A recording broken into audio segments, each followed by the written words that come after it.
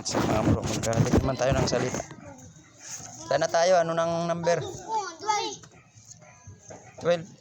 Wala tayo. Na tayo. Kala ko 12 tayo. Yung isa ipahiram nyo dun sa kanila. Hati na lang ko dyan. Kuya, kayo dyan. Yan, dito sa gitna. Ayun. Kasi yan lang kasi yung nakaroon. Nagkawala yung iba eh. Bay, natin kayo dyan. Oh, bago tayo magsimula, tayo muna. Mag-pray tayo. Ito yung mga anak natin.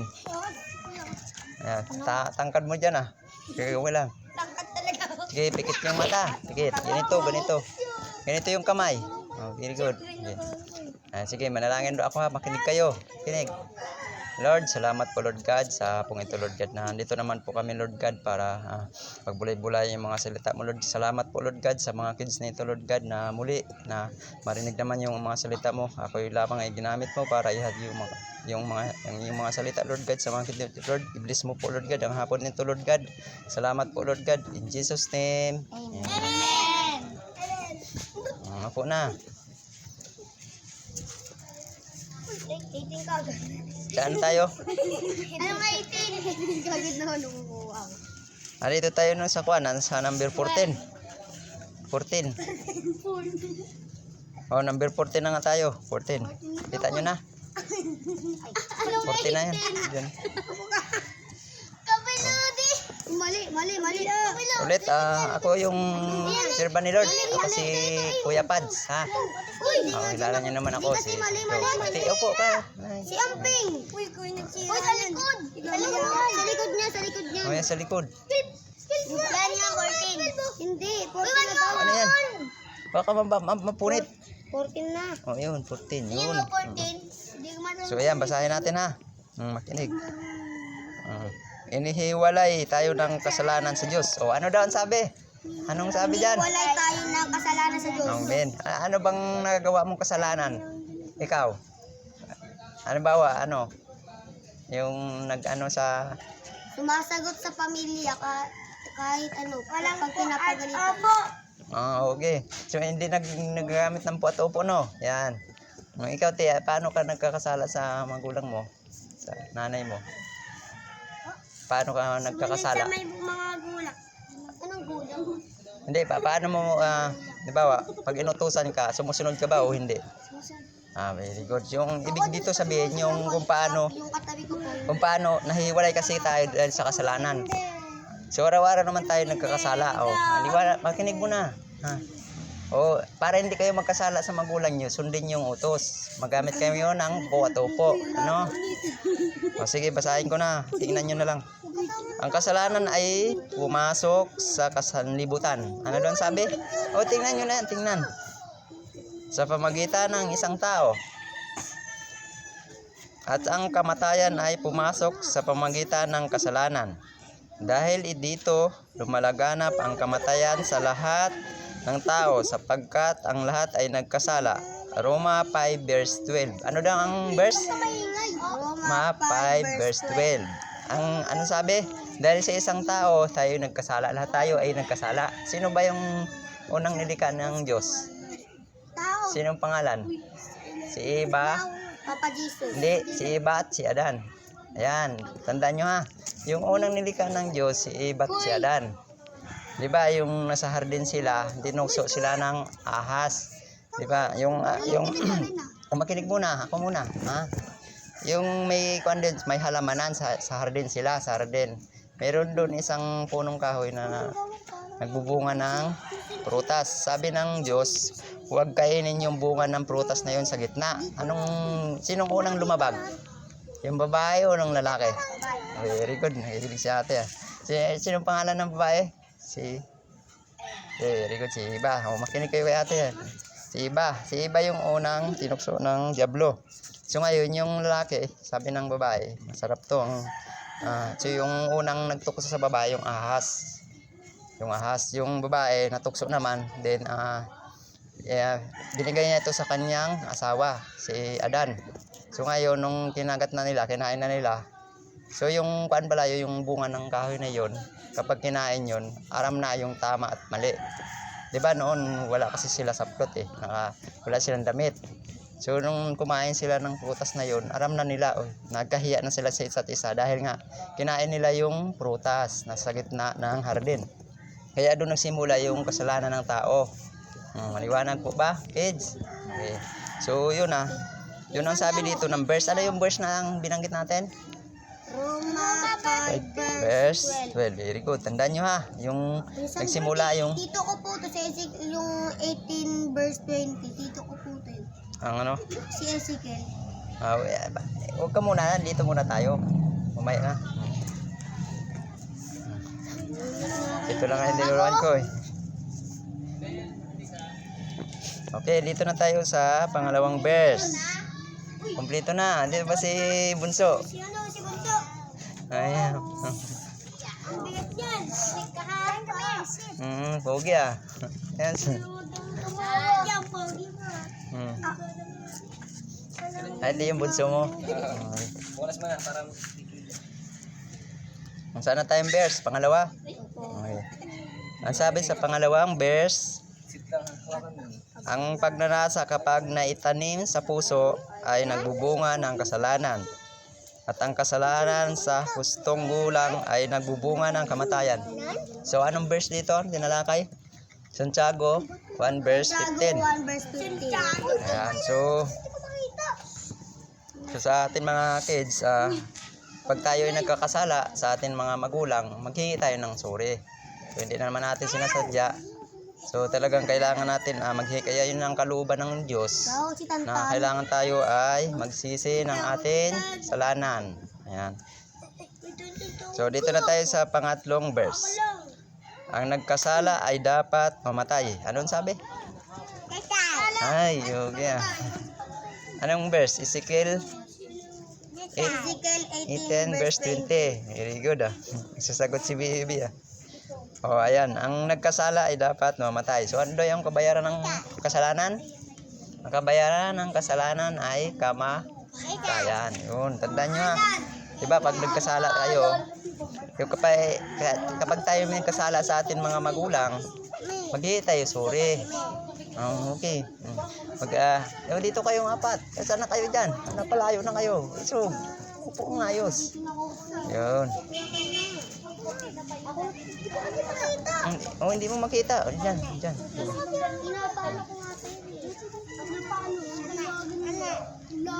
Makinig sa akin, makinig. Dito na tayo sa pang ilang verse na tayo? Pang-apat. Natandaan nyo ba yung mga verse? Mga verse na binanggit ko? Yung verse 5, verse 12. Saka Santiago 1 verse 15. Ezekiel 18 verse 20. Very good. Dito na tayo sa ang apat na verse. Ang masasama ninyong gawa, makinig. Kids, makinig. Ang masasama ninyong gawa, ang dahilan, saan ka? Mano ka? Mano yung gawa ay dahilan Pagkawalay nyo sa Diyos. Mabasahin mo. Kasala kayo kaya niya kayo Kaya? marinig. Hindi niya 59 verse 2. narinig. Di ba? Ano 59 verse? Ito kids, kapag once na tayo nagkakasala, hindi tayo maririnig ng Diyos. Anong sabi dito? Masama ninyong gawa ang dahilan ng pagkawalay ninyo sa Diyos. So, hiwalay po tayo sa ating Diyos kapag once tayo ay gumawa ng kasalanan. Ayun kids ang nagkasala kayo ay hindi ninyo sila makita at kundi niya kayo ay marinig. Yan, Isaiah 59 verse 2. So ano lang sabi? Pag tayo nagkakasala mga kids, mag-repent tayo, yung repentance, so maghingi tayo ng patawad. So nakagawa ka ng kasalanan sa iyong kapatid, sa iyong nanay, maghingi kayo nga, hindi ko sinasadya na ganyan. Manalangin po tayo, sabi niya sa Lord, hindi ko naman sinasadya. Lord, naghihingi ako ng sorry, patawad. Hindi ko na uulitin, yun lang sabihin nyo Okay. Ito, dito na tayo sa pang 5 verse. Sundan mo. Babalik yun, babalik. Bahayin mo na siya. Ito ang sinabi ng Diyos. Bakit ninyo nilalabag ang utos ni Yahweh? Ayan. Sinong Diyos natin? Opo. Kinig, sinong pangalan ng Diyos natin? Sinong pangalan? Jesus Christ. Okay. Hawakan mo. Bakit ninyo ipinahamak ang inyong mga sarili? O, makinig ha. Nasundan mo dyan? Sapagkat itinakwil ninyo siya, itinakwil din niya kayo. Ayan, 2 Kronika 24 verse 20. Anong verse? Kronika 4 verse 20. Ang sabi ay, ito ang sinabi ng Diyos, bakit ninyo nilalabag ang mga utos ni Yahweh? Bakit ninyo ipinahamak ang inyong mga sarili sapagkat itinakwil ninyo siya, tinakwil din niya kayo. Ayan. So ang sabi, kapag kinalimutan nyo yung Diyos, kakalimutan din tayo niya. Kaya dapat araw-araw tayo ay manalangin, magdasal. Ayan, nagdasal ka pa pagkagabi. Very good. Ano nang grade mo? Grade na pala. Ikaw, Ote? 4 na pa. Kunin mo yung punso mo. Dito na tayo sa pang-kuha na verse tayo ha. Pang-6 na. 6 sa baba. Pababayaan ko sila dahil sa kasamaang ginagawa nila. Ang pagsamba nila sa mga Diyos-Diyusan. Ayan. So, ano sabi? Nagsasamba sa Diyos-Diyusan. Like for example ng Diyos-Diyusan, ano? Anong example ng Diyos-Diyusan? Okay, kids, makinig. Sige. Yung Diyos-Diyusan, kids. Makinig. Yung Diyos-Diyusan, bawa, yung nagiginos ka, na distract yung pag-aaral mo. Nagbigay yung teacher ng assignment. Nagigims ka, hindi mo na magawa yung assignment. Yan yung Diyos-Diyusan. At saka, kapag may pira ka, huwag mo nang kuhanin. Bigyan mo yung naghingi sa yung kapatid mo para hindi mo siya magagawang Diyos-Diyusa. Kasi yung Diyos-Diyusa natin, yung priority sa buhay natin, yung sinasamba natin yung hindi karapat-dapat kaysa sa Diyos natin. Di ba, inuuna pa natin yung paglalaro kaysa mag-aaral tayo mag-study tayo sa school, mag-aaral tayo ng salita ni Lord. Ayan yung Diyos-Diyusan. At saka yung pagsasamba natin sa mga rebulto, yun yung Diyos-Diyusan. Bawa, nagsisimba ka sa aso. Sa rebulto, ayan yung Diyos-Diyusan. Okay ba, kids? So, anong sabing verse dyan? Anong verse? Kuha na tayo ng 6 na nga verse. 1 verse 18. Okay. Verse 18. Yan. 31 verse 18. So dito na tayo sa 15 na tayo. 15. 15 na daw ko. Saan yung bunso mo? Hinatid mo doon. Ang Diyos. Galit ang Diyos sa kasalanan. Anong sabi? Galit ang Diyos sa kasalanan. Wow. Diba? Maliwanag daw. Galit ang Diyos sa kasalanan. Like for example, anong nagawa mong kasalanan na magagalit yung Lord? Anong example na nagagalit yung Diyos dahil sa gawa mong kasalanan? Pag inuutosan ka po, hindi sumusunod. Tapos pagka kinakausap yun ng nanay, sumasagot. Yun, tama. Ikaw, te, anong para magalit sa iyo yung Diyos? Anong nagagawa mong kasalanan sa magulang mo? May Example. alam po ako. Ano pa? Pagka inuutosan po, hindi sumusunod. Okay. Ikaw naman, te. Ay, wala ko nalala. Okay na. Hindi po pinapalabas, tumalabas. Lumalabas ka nga, Ben? Yung hindi inutusan nga, huwag lumabas, hindi lumabas. Ibig sabihin, sinusuway mo yung magulang mo. Ako po may alam pa po ako tungkol sa kasalanan. Ano pa? Pagka pumunta sa ilog, pag sinabihan na bawal pumunta sa malayo, pupunta pa rin po sa malayo. Kung nga yun, suwail, hindi sumusunod sa magulang. Ayan. So, okay na, maliwanag na. Ayan, ito basahin na natin yung verse niya. Awit 7 verse 11. Ang Diyos ay isang hukom na makatarungan at nagpaparusa sama-sama sa bawat araw. Ano doon sabi?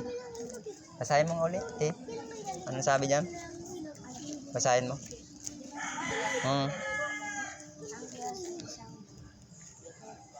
Hukom. Tarungan.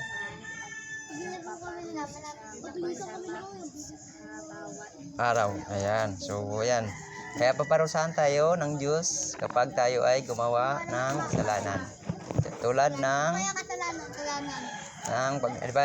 pa po kaya ano pa? kasalanan? Yung pagka nagkukunyari nalulunod po. Anong ginawa ng nalulunod? Nagkunyari nalulunod Pero hindi naman. po talaga. Yung parang inuto niya yung magulang niya. Nagloloko. Nagluloko. Very good. Ayan. So yun, ang ating mga kasalanan ay huhukuman tayo sa lupa. So dito sa lupa natin, talagang andyan yung tukso, andyan yung mga kasalanan. Kaya para hindi tayo mahatak ng kasalanan, mag-pray tayo. Sabi niya, Lord, samahan ako ng banal mong espiritu para ako ay ma-guides at saka makontrol at saka malabanan mo yung tukso. Kasi andyan lang sa ating paligid yung mga tukso, mga kasalanan. Di ba sa school nyo?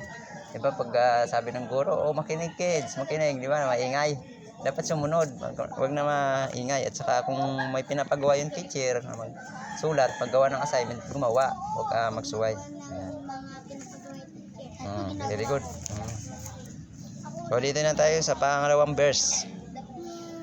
Nahayag mula sa langit ang puot ng Diyos laban sa lahat ng kalapastangan at kasamaan ng taong dahil sa kanilang kasamaan ay nahadlangan ang katotohanan. Roma 1 verse 18. Anong verse daw? O basahin mo nga uli. Basahin mo nga uli. 11. Hindi, Roma 1 pa lang tayo. Pangalawang verse. Roma 1 verse 18. Basahin mo daw. Basahin mo. 1 verse Oo. 18. 1:18. Uy, 1 verse 8. Uy, ano ba? Yes, taas. Nahayag mula sa langit ang puot ng Diyos laban sa lahat ng kalapastanganan at kasama ng mga tao dahil sa kanilang kasamaan ay Nahadlangan. langan ang Katotohanan. Ayan. Amen. So, maliwanag dito kids ha. Nahayag sa langit ang puot ng Diyos laban sa lahat ng kalapastanganan at kasamaan ng taong dahil sa kanilang kasamaan at hinahadlangan ang katotohanan. So, ayan. So, kalapastangan yung gumagawa tayo na